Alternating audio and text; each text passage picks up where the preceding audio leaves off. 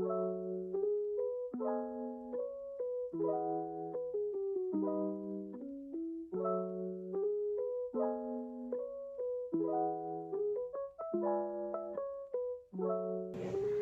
perkenalkan nama saya Leonila Sirleonita Klana dengan NIM 43121029.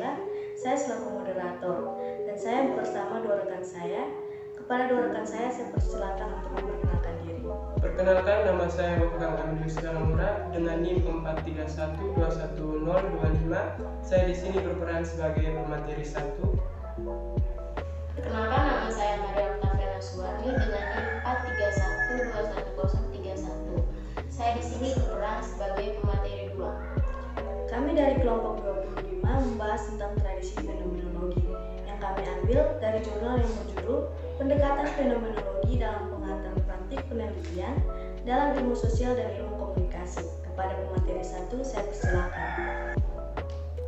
Fenomenologi sesuai dengan namanya merupakan ilmu mengenai sesuatu yang tampak.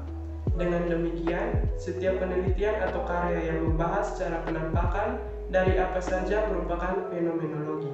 Atau dapat dikatakan, fenomenologi merupakan studi yang membahas tentang pengetahuan yang berasal dari kesadaran atau cara memahami suatu objek atau peristiwa dengan mengalaminya secara sadar. Untuk memahami fenomenologi, terdapat beberapa konsep dasar yang perlu dipahami.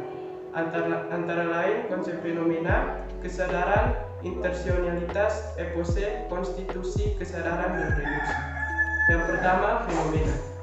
Fenomena secara etimologis, istilah fenomena berasal dari kata Yunani paestai, yang berarti memunculkan, meninggikan, menunjukkan diri sendiri.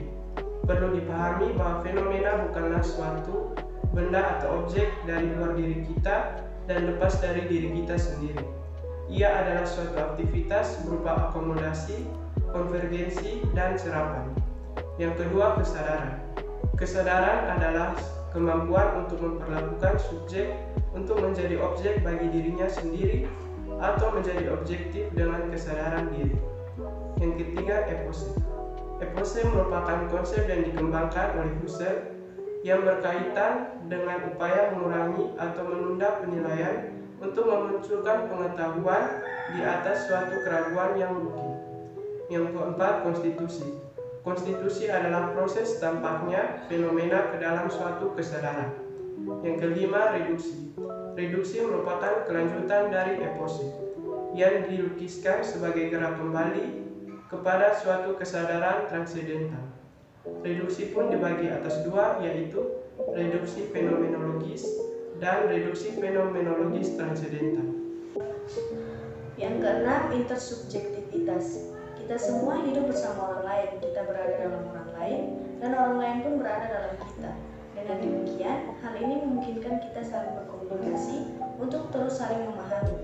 Selanjutnya, kami membahas mengenai fenomenologi sebagai metode penelitian. Dalam memahami fenomena, fenomenologi memiliki metode atau langkah. Pertama, melihat fenomena sebagai esensi dan sebagai fenomena model. Dalam hal ini, para peneliti menggunakan atau melakukan empati atau dengan kata lain mencoba memasuki wilayah pengalaman pemikiran subjek melalui proses imajinatif. Adapun langkah atau metode dalam fenomenologi antara lain, yang pertama, prosedur dan fokus penelitian, yang kedua, pengumpulan data, yang ketiga, analisis data, dan yang keempat, menemukan contoh penelitian.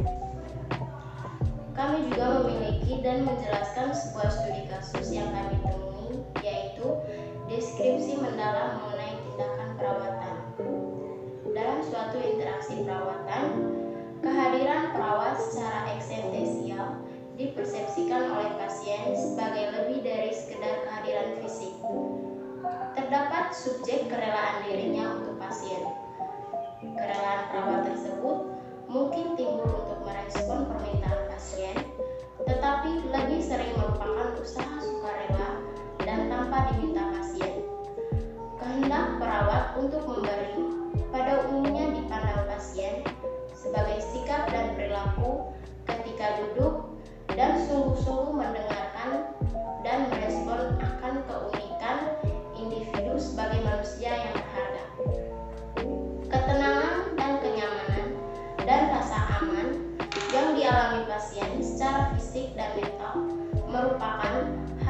yang timbul langsung dan segera dari kebutuhan-kebutuhan pasien yang dinyatakan ataupun tidak dinyatakan atau yang didengar oleh perawat. Kesimpulan yang dapat diambil ialah pada dasarnya praktik fenomenologi sebenarnya tidak serumit bayangan kebanyakan orang ketika memahami fenomenologi dalam kajian filsafat.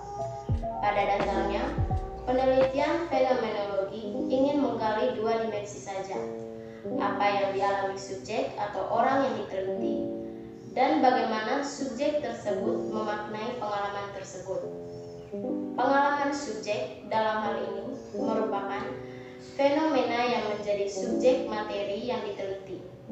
Dimensi pertama merupakan pengalaman faktual si subjek, bersifat objektif bahkan fisikal. Sedangkan dimensi kedua merupakan opini, penelitian, evaluasi, harapan, dan pemaknaan subjek terhadap fenomena dialaminya dalam konteks fenomenologi. Sekian pembahasan dari kelompok kami. Terima kasih.